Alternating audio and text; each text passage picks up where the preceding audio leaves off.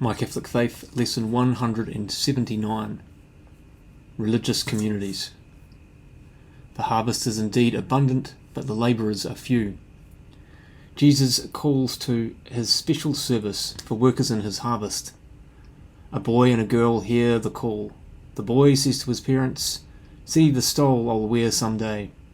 And the girl dreams of the day when she will be teaching school as a religious sister. If one feels, as these two young people do, that he should like to serve God fully, let him hasten to consecrate himself to God in the priestly or religious state.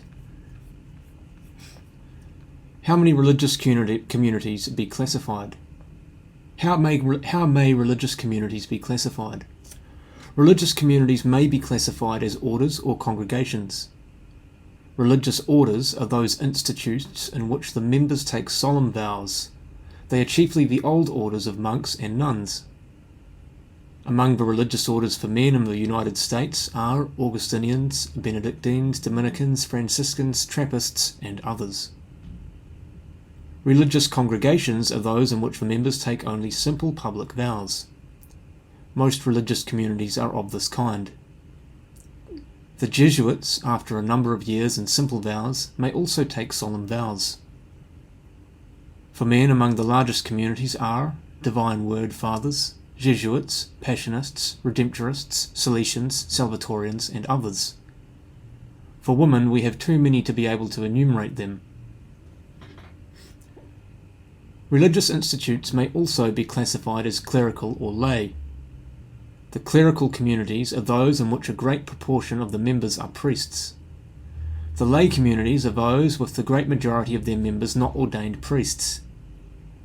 For men, these last are what we term brotherhoods, such as the De La Salle Brothers, Marist Brothers, St. Francis Xavier Brothers, Sacred Heart Brothers. Some communities follow the manner of life of religious, living together under the government of superiors and with approved constitutions. But their members do not take public, but only private vows,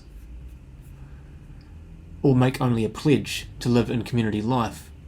However, under many aspects, the Code of Canon Law likens them to religious institutes and their members to religious. The difference between them and the religious proper is hardly noticed.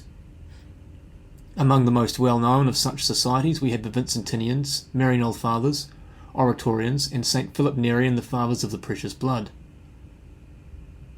A new development in the life of the evangelical councils is the secular institutes, whose members have neither public vows nor common life, but follow a profession in the world.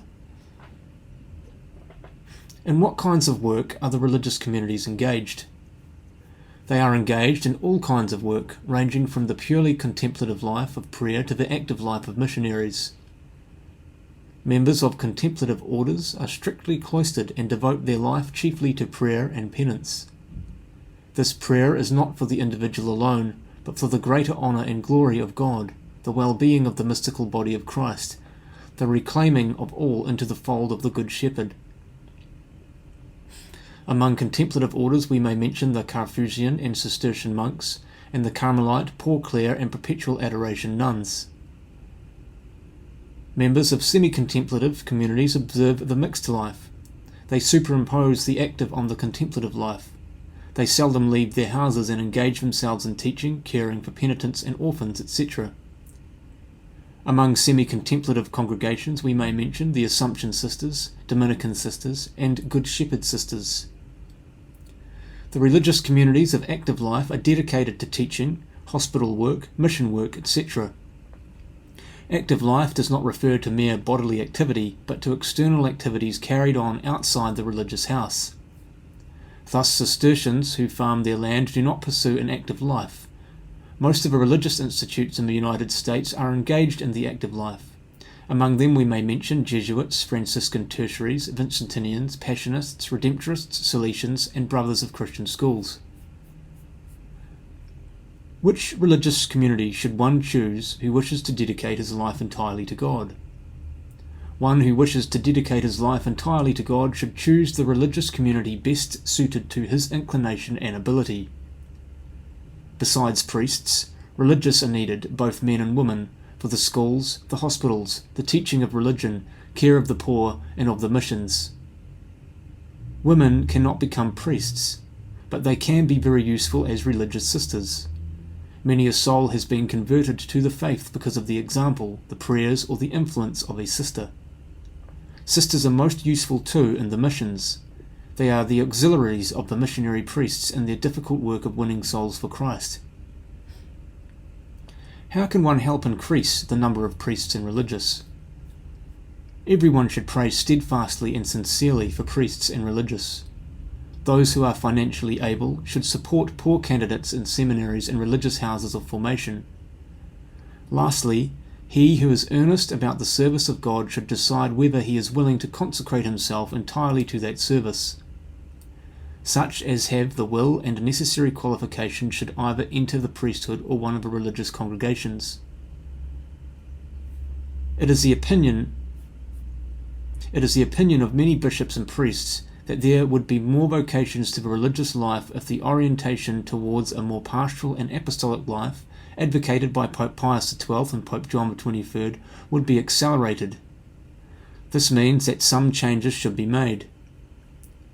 Prolonged prayers and non-liturgical devotion should be abbreviated or not held at a time when the religious should be engaged in apostolic work. Pope John XXIII wrote in 1962 to the religious, "Remember that it is not by prayer alone but also by works that we shall obtain a new orientation of society based on the gospel." The regulations of the enclosure should be modified so that religious sisters may do their apostolate also after sunset. In older days, after sunset, women in general remained at home. Times, however, have changed. Therefore, sisters should be with their charges when most needed. Habits of the religious should be simplified by cutting off useless ornamentations and starched, unhygienic and antiquated trimmings. Pope Pius XII told the superiors general that certain customs which, though they formerly had some meaning in a different cultural context, no longer have any, and that in such customs a young, fervent and courageous girl would find nothing but fetters inhibiting her vocation and her apostolate.